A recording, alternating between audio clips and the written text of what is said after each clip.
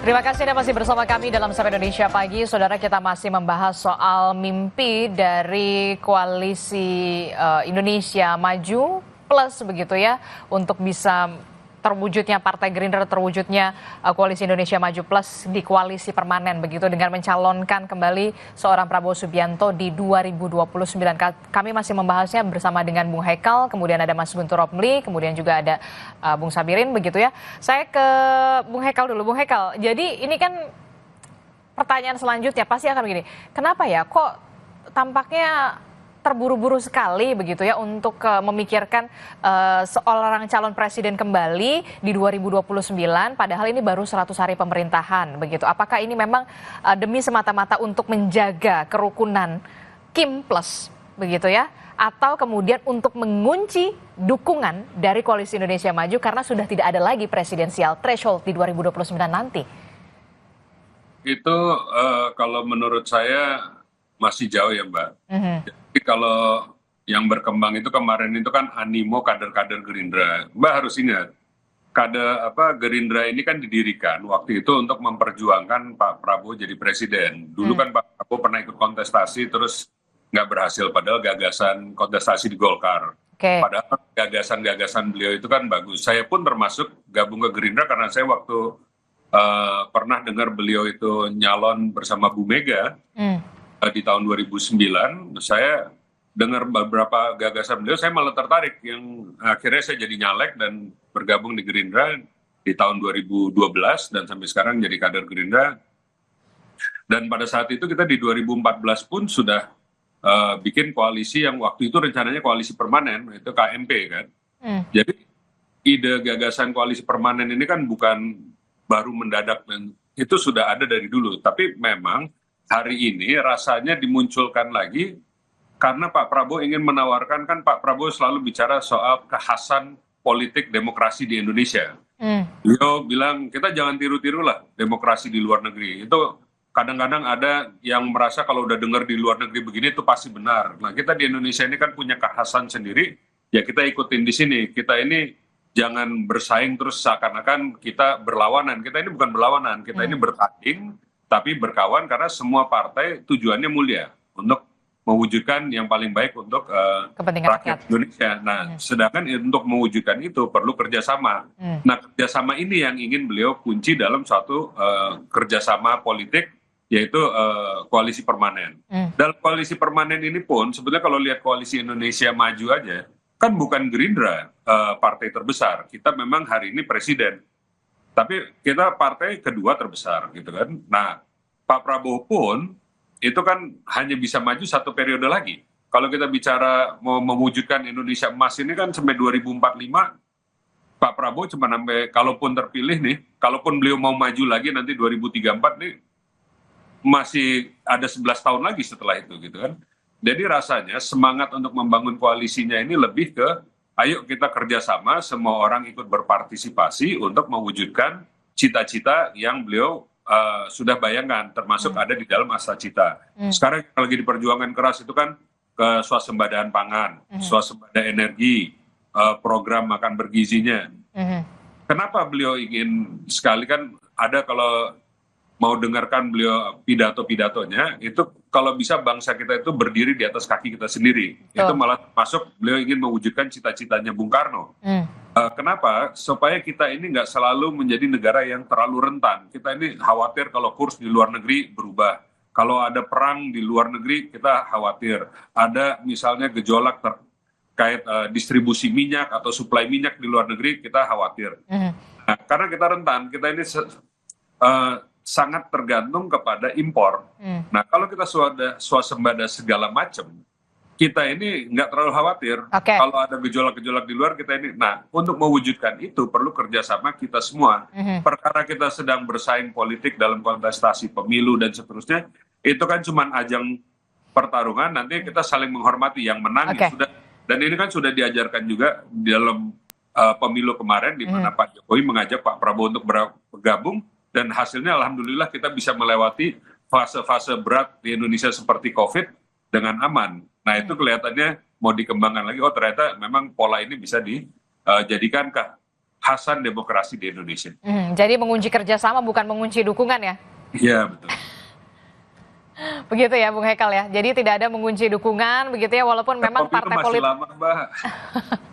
masih lama begitu ya. Ya itulah kemudian politik begitu ya. Nah, tapi gimana nih, ada yang mau ngajak PDIP nggak sih sebenarnya? PDIP-nya kalau nggak salah yang belum mau bergabung. Tapi kan begini, bukan berarti kita musuhan. Kita di DPR juga berteman, dan kan harus ada juga yang menampung suara. Kalau misalnya semuanya ada di kita, ya kita juga happy-happy aja. Bahkan di DPR sudah dibikin AKD tambahan untuk menyerap aspirasi, supaya nggak perlu demo-demo di luar, karena kan takutnya nanti aspirasi masyarakat nggak bisa terserap. Itu perwakilan siapapun yang mau demo itu didengarkan, disalurkan di dalam DPR. Tapi di luar itu kan secara politik nggak mungkin kita semua akan selalu satu pendapat. Oke. Ini kan hak politiknya PDIP mau bergabung, ya kita syukur alhamdulillah. Bukan berarti di dalam koalisi terus nggak boleh saling kritis. Kita boleh kritis asal kritis membangun dan kritik yang benar, bukan saling menghujat dan seterusnya gitu kan. Kritik yang konstruktif bukan yang destruktif begitu ya. Mas Guntur, gimana nih? Iya, kalau seperti saya sampaikan tadi bahwa sikap PDI Perjuangan sampai saat ini kan masih menunggu Kongres, Mbak. Jadi prinsipnya itu dulu. Nah, ketika tadi disampaikan oleh Bung Haikal terkait koalisi permanen, ya kalau tujuannya untuk menyukseskan program-program Pak Prabowo, ya itu ya baik-baik saja. Cuma karena kami dalam posisi yang saat ini berada di luar pemerintahan, kami kan hanya ingin mengingatkan bahwa jangan sampai konsolidasi kekuasaan atau yang namanya koalisi permanen itu bisa menghadirkan kekuasaan yang absolutisme. Nah ini kan sangat berbahaya kalau ini sampai terjadi. Karena kan kita tahu ada gium klasik dari Lord Acton itu, power tends to corrupt and absolute power corrupt absolutely. Bahwa kekuasaan itu yang tidak diawasi itu kan cenderung bisa merusak, bisa korupsi, tapi kekuasaan yang absolut, nah itu pasti merusak, pasti melakukan korupsi. Nah, kami ingin menjaga kekuasaan yang ada dalam pemerintahan Pak Prabowo itu tidak jatuh dalam absolutisme. Karena kalau kami juga memandang ada surveinya indikator itu kan approval ratingnya untuk Pak Prabowo itu kan bagus 80%. Betul. Tapi ada survei lain dari kedai kopi, ketika yang disurvei itu kabinet kan kepuasan itu baru 40%. Nah adanya jeda, adanya perbedaan yang besar antara kepuasan kepada Pak Prabowo dengan kabinet, saya kira ini menjadi tantangan ke depan dalam pemerintahan Pak Prabowo, bahwa tidak semuanya kebijakan yang disampaikan oleh Pak Prabowo bisa langsung dieksekusi oleh kabinetnya. Nah, dalam posisi inilah PDI Perjuangan melihat, ingin mengawasi, ingin membersamai, dalam arti tetap berada di luar pemerintahan untuk menjalankan tugas sejarah, tugas demokrasi, yaitu bahwa tetap harus ada kontrol, ada check and balances, ada pengawasan untuk menyehatkan pemerintahan, menyehatkan demokrasi, dan menyehatkan kekuasaan itu sendiri untuk memastikan benar-benar bagi kepentingan rakyat. Begitu, Pak. Oke, gimana Bung Hekal? Ini kalau kata Mas Guntur Romli, kalau komposisinya koalisi permanen, begitu semuanya berada dalam satu koalisi bahkan permanen, yang dikhawatirkan adalah kemudian kekuasaan yang absolut, yang justru merusak, begitu. Nah, kalau kita itu pendapatnya seperti yang tadi disampaikan oleh Pak Prabowo, bahwa kita ini harus bikin ke demokrasi yang khas Indonesia, demokrasi yang gotong royong, yang kita nggak perlu terlalu khawatir bahwa kita ini nanti dihujat atau dicaci maki dengan model-modelan yang ada di luar negeri. Karena kita ini memang bangsa kita ini bangsa gotong royong, bangsa kompromi.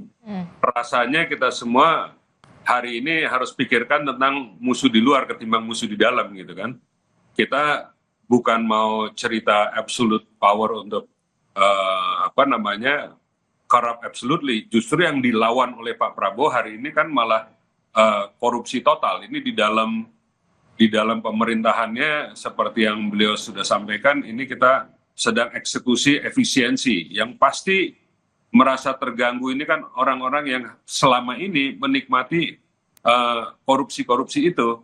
Nah, ini yang menjadi lawannya. Nah, justru koalisi yang ditawarkan ini justru untuk melawan kejahatan yang sekarang sudah terbiarkan terjadi selama ini. Nah, ini beliau menawarkan kita bergabung, yuk kita lawan supaya benar-benar kita wujudkan cita-cita bangsa Indonesia merdeka sebagaimana yang diharapkan para pendiri bangsa kita.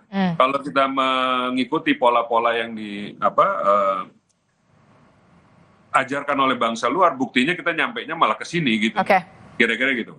Oke, kalau dari Mas Habirin sendiri untuk Anies ke depannya akan seperti apa? Apakah kemudian nanti akan ke partai politik begitu, mendirikan partai politik sendiri dengan adanya presidensial threshold ini memang sudah tidak ada lagi, kemudian karena setiap partai punya hak untuk mencalonkan presidennya, ataukah kemudian justru malah bergabung ke salah satu partai politik yang sudah existing?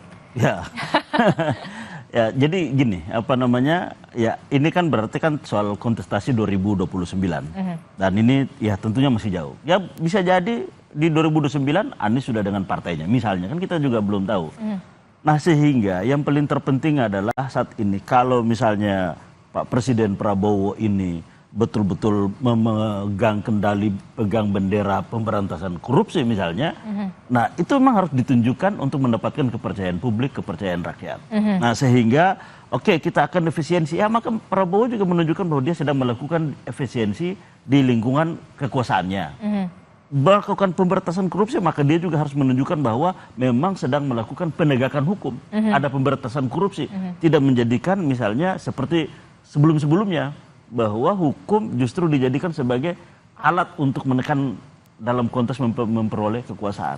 Nah, saya kira inilah yang justru yang paling penting untuk dikawal, sehingga memang tidak mesti dipaksakan semua harus sama. Justru bagaimana agar ada kekuatan yang mengkontrol, tidak secara absolut kekuasaan itu oleh eksekutif, tapi bahwa ada juga kekuatan di luar yang terus melakukan, ya, mengawasi, melakukan check and balance, bahkan melakukan alternatif pilihan kebijakan yang sehingga rakyat bisa melihat bahwa oh ini yang relevan, oh ini yang tidak relevan, oh ini yang konsisten, ini yang tidak konsisten, oh ini yang dapat dipercaya, ini yang tidak dapat dipercaya. Nah, saya kira 5 tahun ke depan rakyat memiliki penilaian itu. Dan pada saat itulah tentunya pilihan-pilihan terhadap kontestasi pilpres, ya itu juga sangat berpengaruh tentunya. Dan saat ini modal yang dimiliki oleh Prabowo kan cukup tinggi, bahwa ada kepuasan publik 80% lebih. Nah, ini juga tentunya adalah sebuah modal dasar yang cukup. Dan kita tahu bahwa petahana di mana-mana ya sering kali kan memang cukup kuat. Nah, sehingga kekhawatiran itu, konsolidasi yang sangat awal ini, ya menurut kami ya itu memang betul-betul adalah hak, tapi bahwa prioritasnya mestinya adalah bagaimana nasib rakyat saat ini, imbas dari kebijakan yang diambil. Tapi nah, terkait dengan Anies sendiri, ya kami melihat bahwa partai-partai ini ya buktinya kan koalisi permanen juga kan belum sepenuh hati juga oleh semua partai-partai yang ada. Artinya bahwa situasi ke depan jelang 2029, nah ini masih sangat bisa berubah. Jadi Anda mau mengatakan koalisi yang sekarang untuk koalisi permanen masih setengah hati? Koalisi untuk permanen untuk pemerintahan bisa jadi iya. Tapi bahwa untuk kontestasi 2029 ya bisa jadi belum utuh untuk itu. Nah, itu gimana tuh, Bung Haikal? Kalau untuk koalisi sekarang oke, masih solid. Tapi untuk 2029 katanya Bung Syahrin jangan-jangan masih setengah hati nih. Ya kan namanya kalau koalisi permanen itu kan tanpa batas waktu. Tapi ini kan juga bukan didefinisikan koalisinya apa. Kayak Pak Prabowo itu kan bicara kalau memang koalisi ini kita di dalam pertandingan ada satu yang menang, satu yang kalah, terus kita kerjasama lagi gitu kan. Bukan berarti terus kita jadi pecah kongsi gitu kira-kira. Tetap kita berkontestasi di dalam koalisi kita, tapi yang kita sepakati itu adalah kita akan selalu bekerja sama, bukan saling kalau menang terus jadi musuh saya gitu kan, dan sebaliknya gitu kan. Jadi kira-kira konsep itu yang harus dibahas dan dimatangkan antara teman-teman di koalisi, dan itu saya rasa nanti kan diskusinya akan berlanjut. Ini kan baru tahapan ditawarkan, tinggal dimatangkan oleh para ketum parpol, Pak Prabowo kan orangnya sangat suka berdialog dengan rekan-rekan koalisi dan termasuk yang belum masuk koalisi juga pasti akan diajak berdiskusi. Saya rasa komunikasi politik antara Partai Gerindra dengan partai-partai lain kan sampai hari ini juga alhamdulillah cukup bagus. Nggak ada yang memaksa, ini kita bicara koalisi hari ini kalian harus tanda tangan sumpah pocong atau apa gitu kan, nggak ada ini. Ini kan masih tahap awal sekali, tapi saya rasa benar-benar ini tujuannya adalah kita ini sama-sama kerjasama untuk melalui beberapa PR yang berat yang ada depan mata kita sekarang, bukan bicara tentang pemilu 2029. Tahun ini aja nih banyak nih. Baru kemarin Pak Prabowo sudah mengumumkan DHE 1 tahun, dana hasil ekspor ditahan, terus nanti akan ada paket-paket lain yang harus dilakukan, yang mungkin nggak semuanya akan membuat happy pelaku industri ataupun lain-lainnya. Nah ini kan harus ada sepemahaman di antara pimpinan-pimpinan partai politik bahwa tujuan kita ini loh, kita pengen wujudkan ini, dalam perjalanannya mungkin harus ada beberapa perubahan dalam pengaturan negara, dan ini kalau nggak kita semua satu bahasa satu ini, bisa-bisa nggak sukses berjalannya kan. Sedangkan itulah yang diharapkan adalah kekompakan kita kerjasama untuk mewujudkan asta citanya Pak Prabowo yang mudah-mudahan semua ini juga dalam sejalan untuk mewujudkan Indonesia Emas 2045. Jadi kira-kira kan koalisinya mengarah ke situ. Hari ini kita bicaranya itu. Kalau untuk bicara pemilu masih panjang, dan saya rasa ini juga pasti akan ada dialog-dialog lanjutan. Masih ada dinamika nanti selanjutnya akan seperti apa begitu ya, apalagi kemudian presidensial threshold memang sudah ditiadakan 0% begitu ya, jadi setiap partai politik kemudian punya hak begitu ya untuk bisa mencalonkan sendiri kandidatnya siapa yang akan dicalonkan menjadi calon presiden. Terima kasih. Nanti kita akan tunggu lagi bagaimana apakah mimpi koalisi permanen ini akan bisa terrealisasi dan benar-benar terrealisasi. Terima kasih Bung Hekal telah bergabung bersama kami. Kemudian ada Mas Guntur Ramli dari PDI Perjuangan. Bung Sahrin dari juru bicara Anies Baswedan. Terima kasih Bapak-bapak. Sehat selalu. Assalamualaikum warahmatullahi wabarakatuh. Waalaikumsalam. Jangan kemana-mana, saudara. Usai jeda, kami akan hadirkan perbincangan eksklusif bersama dengan Menteri Dalam Negeri Tito Karnavian soal pelantikan dan